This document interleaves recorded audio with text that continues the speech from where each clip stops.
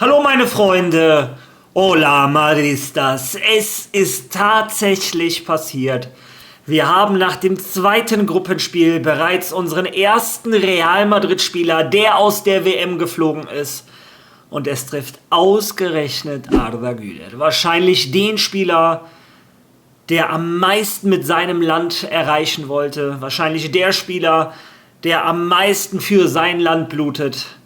Ja, es tut mir leid für Arda. Was ich dazu zu sagen habe zu dem Spiel natürlich gleich in diesem Video. Dann unterhalten wir uns aber heute über eine Menge Namen. Viele haben mich gefragt, was passiert jetzt mit der Position des linken Verteidigers, nachdem Cucurella zu Real Madrid gewechselt ist. Wir haben zurzeit 4 linke Verteidiger. Fabrizio Romano hat da eine Antwort für uns. Und dann gibt es allerdings positive Informationen rund um Gonzalo Garcia. Der Neuner, der bei Real Madrid vor allem in der letzten Club-WM viele Menschen überrascht hat, Torschützenkönig in der Club-WM geworden ist und auch in La Liga, seien wir ehrlich, wenn er seine Chance bekommen hat, hat der Junge die genutzt. Und so sieht es anscheinend auch ein José Mourinho. Was da los ist, schauen wir uns an. Und zu guter Letzt möchte ich mich mit euch über Nico Paz unterhalten. Denn da gibt es eine Klausel, die Real Madrid versucht zu ziehen, die sehr interessant ist. Und einige sagen, es könnte ein Riesenfehler von Madrid sein. Ich denke allerdings,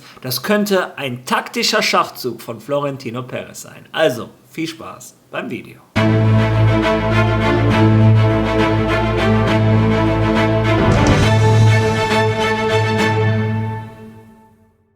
Ja, ich glaube, viele von euch haben das Schicksal mit mir geteilt.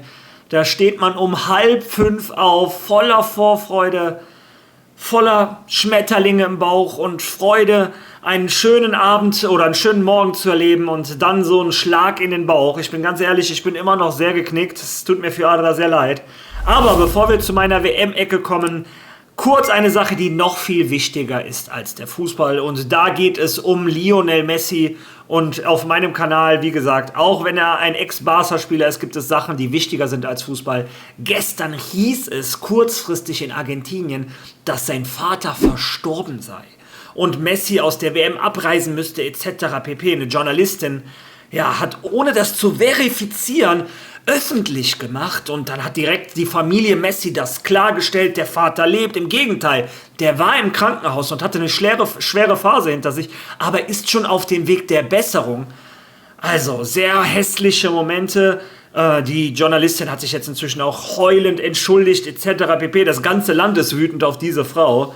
Ja, so tut mir zwar auch irgendwo leid, aber du bist Journalistin, du hast eine Verantwortung, du kannst nicht mit sowas rauskommen. Naja, wie dem auch sei, ich drücke zunächst einmal der Familie Messi, seinem Vater, die Daumen, dass er schnell wieder auf die Beine kommt und dass dieser Schockmoment schnell vergessen wird. Es gibt Sachen, wie gesagt, das sage ich jetzt zum 3. Mal, aber das ist ein bisschen wichtiger als Fußball. Trotzdem sind wir hier, um uns über Fußball zu unterhalten und da starten wir mit Marius WM-Ecke.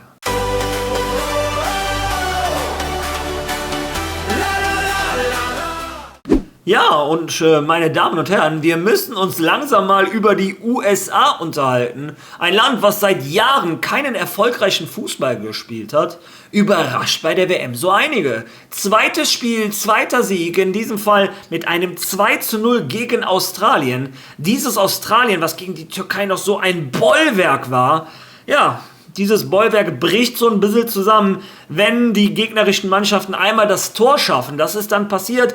Australien hat meiner Meinung nach deutlich attraktiver dann auch gespielt als gegen die Türkei, haben auch hier und da ihre Chancen kreiert etc. Aber im Großen und Ganzen Respekt vor den USA, haben das Ding absolut verdient, mit 2:0 gewonnen und stehen bereits im Achtelfinale der WM. Also, einer der Gastgeber hat sich durchgesetzt. Der zweite auch, weil Mexiko ist ja auch schon im Achtelfinale der WM. Also für die Gastgeberländer sieht es gut aus. Dann, für wen es jetzt auch besser aussieht, ist Marokko. Die haben in einem spannenden, knapperen Match als gedacht gegen Schottland mit 1:0 gewonnen. Der Afrikameister ist auf einem guten Weg. Das Spiel, wie gesagt, es war knapper als gedacht. Hier hätte Marokko vielleicht auch eine rote Karte kassieren können. Aber der Schiedsrichter hat da ein bisschen Fingerspitzengefühl bewiesen. War für mich keine glasklare rote Karte. Die Schotten wollen noch einen Elfer haben, der für mich persönlich keiner war. Im Endeffekt, etwas glückliches 1:0 für Marokko, aber so ein Spiel muss man erstmal gewinnen. Ja, wer kein Glück brauchte, sondern absolute Qualität bewiesen hat, ist Brasilien. Gegen Haiti gewinnen die 3:0. Zur Halbzeit stand es schon 3:0. Und der absolute Man of the Match und damit bis jetzt der beste Spieler dieser WM hat eine 7 auf der Brust, hat ein gelb-grünes Trikot an. In der regulären Saison hat er ein weißes Trikot an mit diesem Wappen und hat da auch die 7. Genau, wir wissen alle, über wen ich rede, Vini Junior. Ein Assist, ein Tor, das andere war so ein Pre-Assist, da schießt er den Ball, der Torwart hält und den Abpraller macht Cunha rein. Also wenn man es wohlwollend sagen möchte, hatte Vini 2 Assists und ein Tor, alles in der ersten Halbzeit. Schockmoment für Brasilien. Rafinha musste verletzungsbedingt ausgewechselt werden. Mal schauen, wie schlimm da die Verletzung ist. Und aus Sicht von Real Madrid, ein Endrick ist 5 Minuten vor Schluss reingekommen. Naja, Ancelotti hat sich ein Herz genommen und hat dem Brasilianer seine Chance gegeben. Ja, und da hören die guten Nachrichten auf. Was soll ich über Paraguay gegen Türkei sagen? Ich weiß, viele Türken wollen jetzt einfach nur auf ihr Land draufhauen, auf die Spieler draufhauen, die beleidigen, die hätten kein Blut, kein Ehrgeiz, die würden die Türkei nicht fühlen. Ich kann euch verstehen, weil als Spanier würde es mir bei Spanien nicht anders gehen. Ich versuche das Ganze ein bisschen neutraler zu betrachten. Bei dieser WM ist für die Türkei, glaube ich, alles schief gegangen, was schief gehen konnte. Du spielst gegen ein Australien, wo du die klar bessere Mannschaft bist, fußballerisch. Australien macht das auch sehr, sehr stark, aus ihren Mitteln das Beste. Trotzdem hatte die Türkei 30 Schüsse gegen Australien. Und es ist auch schon Pech, wenn von diesen 30 Schüssen, da kann auch ruhig mal einer abgefälscht reingehen, ihr wisst, was ich meine.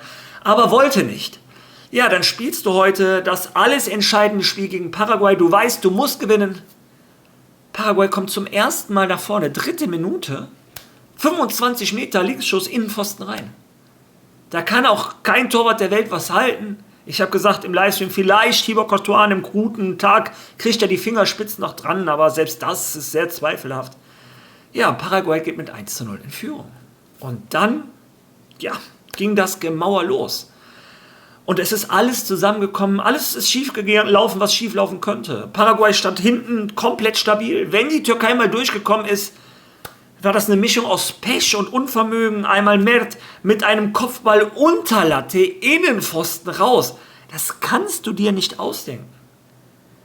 Ich meine, Montella hat auch nicht die beste Aufstellung gewählt. Irgendwann in der 60. Minute hat er korrigiert. Ich habe auch kein Verständnis irgendwie dafür, dass ein Can Uzun 150 Minuten quasi auf der Bank war, bis der spielen durfte. Für mich war das der beste türkische Spieler, was der in der letzten halben Stunde gerissen hat. Ich muss auch ganz ehrlich sagen, als riesen Arda Güler-Fan, der hat mir heute auch nicht gefallen. Ich meine, es war schwer. Und wie gesagt, dann kriegt Paraguay noch wegen der Vini-Regel, wegen Reden mit der Hand vorm Mund zu einem Gegenspieler, eine rote Karte. Das sind nun mal die Regeln bei der WM. Ich hoffe, alle Spieler haben jetzt gemerkt, was da los ist. Ja, und trotzdem, ja, wie gesagt, eine Mischung aus Unvermögen, aus Pech, aus Paraguay. Schiedsrichter, um Himmels Willen, der Mann ist alles außer ein Schiedsrichter. Es ist wirklich, wirklich alles schiefgelaufen, was schieflaufen konnte. Und ein spanischer Statistiker, Mr. Chip, hat auch gesagt, das ist das erste Mal seit, glaube ich, 70 oder 80 Jahren, dass eine Mannschaft mit 62 Schüssen nach 2 Spielen aus der WM geflogen ist. 62 Schüsse in 180 Minuten.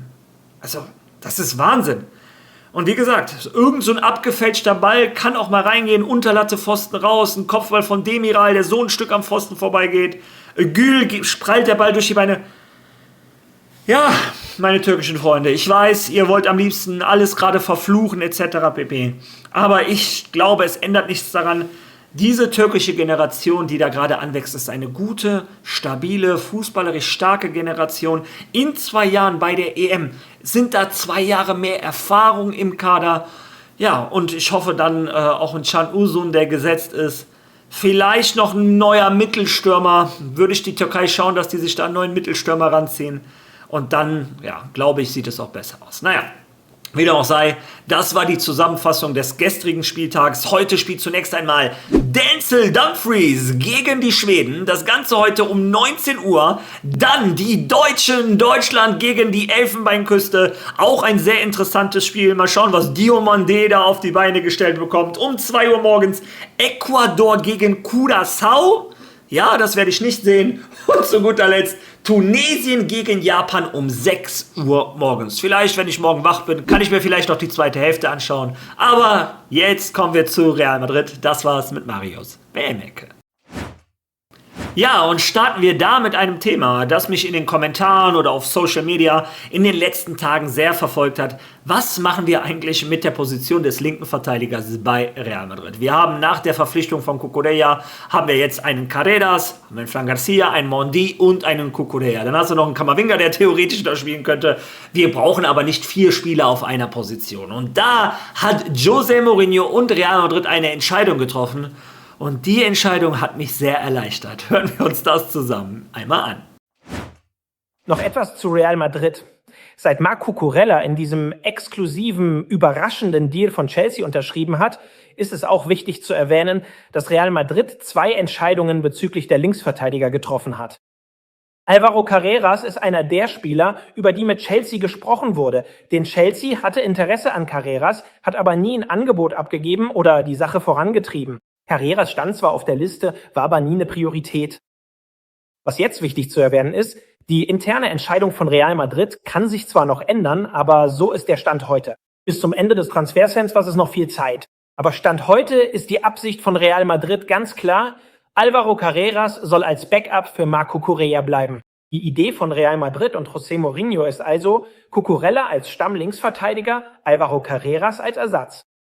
Fran Garcia soll den Verein verlassen. Fran Garcia hat ein Angebot von Betis. Es gibt noch weitere interessierte Vereine und deshalb könnte Fran Garcia Real Madrid in der Sommertransferwoche tatsächlich verlassen.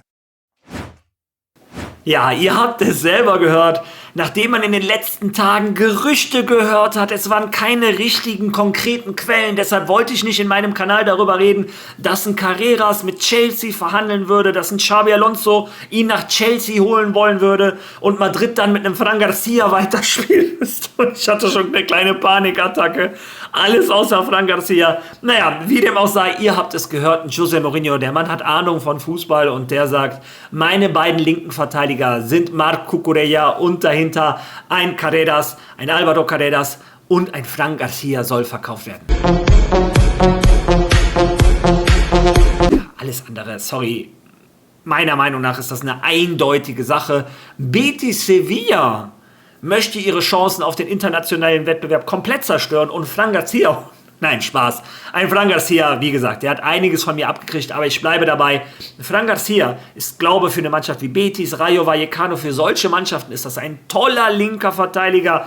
Nie verletzt, gibt immer Vollgas, Vorbild, Profi, hat nie gemeckert, als der auf der Bank war, hat für Madrid die Knochen hingehalten. Also ich respektiere die Arbeit von Fran Garcia.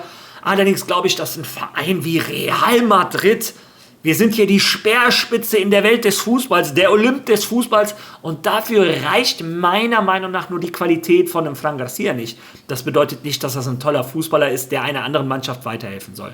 Man redet da von ca. 10 Millionen Euro. Bei Ferland Mendy geht man sogar davon aus, dass Madrid vielleicht einfach den Vertrag kündigen könnte und ihm quasi sein letztes Gehalt auszahlen könnte, wie man das damals mit einem Eden Hazard gemacht hat oder jetzt mit einem Dani Ceballos. Aber auch da fehlen mir noch die konkreten Quellen. Wenn da was auf mich zukommt, auf uns zukommt, erfahrt ihr es auf meinem Kanal. Wie immer, als erstes. So, dann habt ihr auf meinem Kanal erfahren, oder ein bisschen haben wir darüber geredet, dass ein Gonzalo Garcia anscheinend einer der Hauptverkaufskandidaten von Real Madrid ist. Der Junge hatte die Welt des Fußballs überrascht, viele Tore gemacht. Leute, die Tore machen, sind immer sehr teuer. Real Madrid möchte Geld generieren. Doch, ja, da gab es jetzt anscheinend eine 180-Grad-Wendung. Hört euch das einmal an. Über Gonzalo Garcia wurde sehr viel gesprochen. Ich glaube, es gibt etwa 10 oder 12 Vereine, die ihn wollen, die angefragt und sich erkundigt haben. Aus Spanien und im Ausland? Spanien, Deutschland, Italien, sogar Como. Eine Menge Vereine aus Portugal, Benfica und viele mehr. Auch England. Aber die Neuigkeit, die ich dir heute sagen kann, ist, dass Mourinho im Moment den Abgang von Gonzalo Garcia stoppt. Mourinho will ihn behalten und im Moment steht er für Real Madrid nicht zum Verkauf. Das heißt, er steht nicht auf der Abschussliste. Ich glaube, David, das Einzige, was ich dir sagen kann, ist, dass Madrid ihn wahrscheinlich behalten wird. Zumindest solange sie nicht entscheiden, ob sie jemanden für den Sturm verpflichten oder nicht. Aber er ist ein Spieler, der José Mourinho sehr gut gefällt.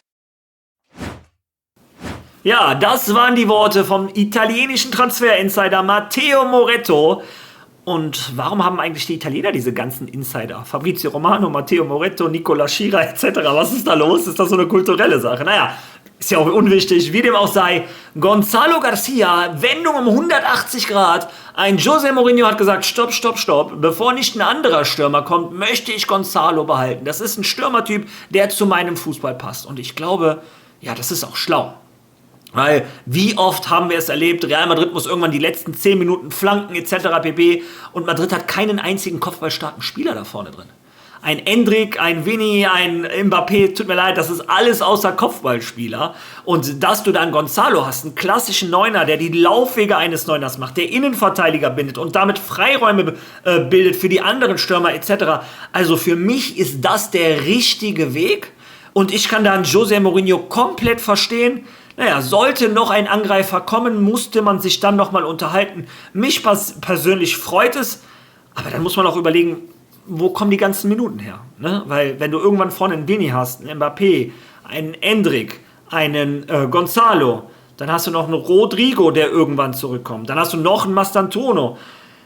Ja, bin ich gespannt, wo da die Minuten für alle herkommen. Wenn am Ende doch sogar tatsächlich ein Michael Olise kommt, naja, bin ich gespannt, was eure Meinung dazu ist. Lasst das gerne in den Kommentaren. Ja, und passend dazu ist ein Spieler, der anscheinend nicht nach Madrid zurückkommt. Und das zur Überraschung von sehr vielen, nämlich Nico Paz. Was da los ist, habe ich euch ja letzte oder in dieser Woche in meinem Video schon gezeigt. Er möchte lieber bei Como 50 Spiele in der Saison als absoluter Star der Mannschaft spielen, in der Champions League, Geschichte geschrieben mit Como, als bei Madrid um Minuten kämpfen. Und wie gesagt, ich kann den Argentinier da verstehen. Aber in den letzten 24 Stunden kamen Gerüchte auf, dass Madrid 10 Millionen Euro oder 9 Millionen die Klausel ziehen möchte, um Nico Paz sofort an den meist anbietenden Käufer zu verkaufen. Ein Preisschild von 60 Millionen Euro. Ich habe mich sehr gewundert, weil so wie ich die FIFA-Regel verstehe, darfst du gar keinen Spieler in der gleichen Saison kaufen und wieder verkaufen. Deshalb habe ich mich schon gewundert, habe mich dann da mal ein bisschen reingemurkst, wo ist die Ursprungsquelle? Und der Erste, der dazu was gesagt hatte, war Gianluca Di Marzio. Und lesen wir uns mal durch, was er geschrieben hat, weil meiner Meinung nach erklärt das vieles.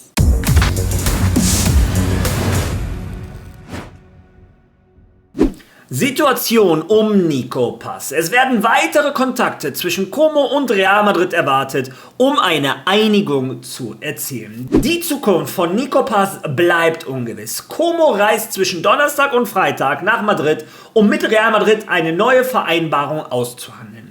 Die Rückkaufvereinbarung läuft am 30. Juni aus und die Königlichen sind entschlossen, sie zu nutzen, um den Argentinier anschließend möglicherweise an einen Premier League-Spieler weiter zu verkaufen.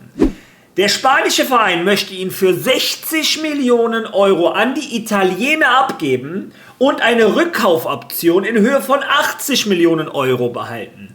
Como ist damit jedoch nicht einverstanden und setzt darauf, dass der 2004 geborene Spieler in Italien bleiben möchte.